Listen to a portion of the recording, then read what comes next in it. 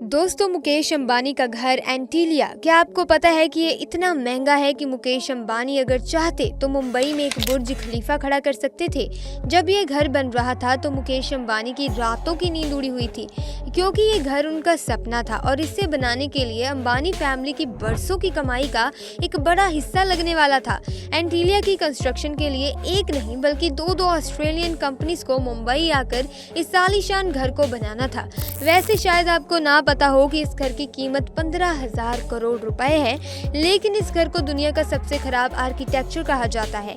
दोस्तों, मुकेश अंबानी का भाई अनिल अंबानी इस ऊंची इमारत को बनता देखकर हैरान हो गया और उसने भी दुनिया का सबसे महंगा घर बनाने का फैसला किया और उस घर की कंस्ट्रक्शन भी उसने जल्द ही एंटीलिया के साथ ही शुरू कर दी। दोस्तों, आज के इस वीडियो में हम आपको बताएंगे कि दुनिया का सबसे महंगा और आलीशान घर बनाया कैसे गया और मुकेश अंबानी को इसे बनाते समय कौन सी प्रॉब्लम्स आई। बस आप हमारी वीडियो में एंड तक बने रहिएगा और अगर आप हमारे चैनल पर नए आए हैं तो चैनल को सब्सक्राइब भी जरूर कर दीजिएगा। दोस्तों, जब सन 2002 में मुकेश अंबानी के पिता का देहांत हुआ तब उनकी सारी जायदाद दोनों भाइयों में बांट दी गई और दोनों ही भाइयों ने पहले तो बहुत पैसा कमाया।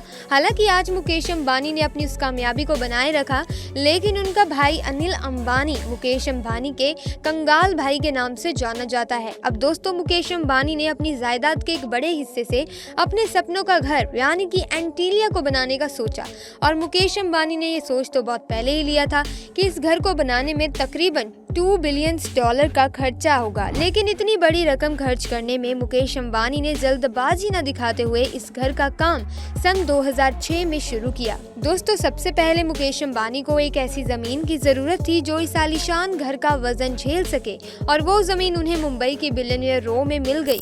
उन्हें अपने घर एंटीलिया के लिए करीब 4 लाख स्क्वायर मीटर की जगह चाहिए थी और इसीलिए उन्होंने वो जगह 21 करोड़ रुपए में खरीद ली।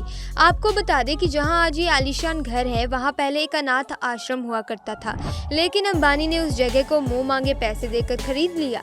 अब इसके बाद मुकेश अंबानी को ऐसी कंपनी की तलाश थी जो कि 15,000 करोड़ रुपए के घर का डिजाइन बनाकर उसको एक अलग ही मुकाम दे पाए और इसके लिए नीता अंबानी ने उन डिजाइनर्स को बुलाया जिन्होंने न्यूयॉर्क के मैंडरीन ओरिएंटल नाम की जगह को डिजाइन किया था, क्योंकि नीता अंबानी उस डिजाइन से बहुत इम्प्रेस थी।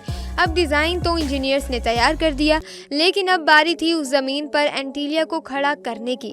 अब इस काम के लिए मुकेश अंबानी को आधुनिक इंजीनियर्स के साथ साथ कुछ ऐसे दिमागों की जरूरत थी जो कि मुकेश अंबानी के सपनों को अंजाम दे सके, उसे रियलिटी में खड़ा कर सके। मुकेश अंबानी की ये भी शर्त थी कि वो बिल्डिंग 8 रिक्टर स्केल के भूकंप को झेल सके और दुनिया का कोई भी डिजास्टर उस बिल्डिंग को हिला ना पाए, और इसीलिए मुकेश अंबानी ने ऑस्ट्रेलिया की 2 कंपनीज को ये काम सौंपा। बिल्डिंग एंटीलिया की नींव एक एडवांस इंजीनियरिंग से बनी नींव है और इसीलिए बड़े बड़े लोहे के पाइल्स उस जमीन में गाड़ दिए गए। इसका काम शुरू किया गया। आपको बता दें कि इस तरह की इंजीनियरिंग से आज दुनिया की सबसे ऊंची इमारत बुर्ज खलीफा को भी खड़ा किया गया था। अब काम तो शुरू हुआ ही था और मुकेश अंबानी ने काम पूरा करने की डेडलाइन भी जारी कर दी और वो डेडलाइन थी 2010, क्योंकि मुकेश अंबानी चाहते थे कि उनका घर छोटे भाई के घर से पहले तैयार हो जाए। दोस्तों, अब तो काम बहुत तेजी से होने लगा, लेकिन मुंबई की झुलसा देने वाली गर्मी इस कंस्ट्रक्शन का रोड़ा बनने लगी, क्योंकि मुंबई की गर्मी में तैयार होने वाला कंक्रीट बहुत ही जल्दी सूखने लगा, जिसे अगर इमारत में डाला जाता तो उस इमारत के ढह जाने का खतरा भी हो सकता था और इसीलिए कंस्ट्रक्शन कंपनी ने कंक्रीट बनाने का काम रात को शुरू कर दिया, क्योंकि रात को ज्यादा गर्मी नहीं होती।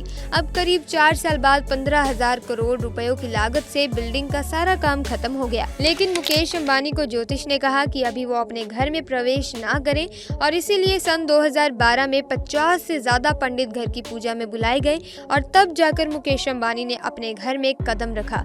दोस्तों, रतन टाटा ने एंटीलिया के बारे में ये कहा था कि मुकेश अंबानी को इतना महंगा घर नहीं बनाना चाहिए था, क्योंकि भारत में ऐसा घर बनाकर उन्होंने गरीब लोगों से भेदभाव किया है। उन्होंने कहा कि मुकेश अंबानी को ये पैसे डेवलपमेंट में लगाने चाहिए थे। और दोस्तों, सर टाटा जी का ये गुस्सा जायज भी है, क्योंकि उन्होंने हमारे देश के लिए क्या कुछ नहीं किया। एक और अंबानी है, अपने पैसों का शो ऑफ करते नहीं थकते, वहीं दूसरी ओर टाटा सर अपनी कमाई का 70% सिर्फ डोनेशन में ही देते हैं। दोस्तों, हमें कमेंट्स में बताइए कि आपको सर टाटा ज्यादा पसंद है या फिर अंबानी। तो दोस्तों, ये थी आज की वीडियो। आपको अगर पसंद आई तो वीडियो को लाइक कीजिए, अपने विचार हमारे साथ जरूर साझा कीजिए और साथ ही वीडियो को शेयर और चैनल को सब्सक्राइब कीजिए। आपका बहुत बहुत धन्यवाद।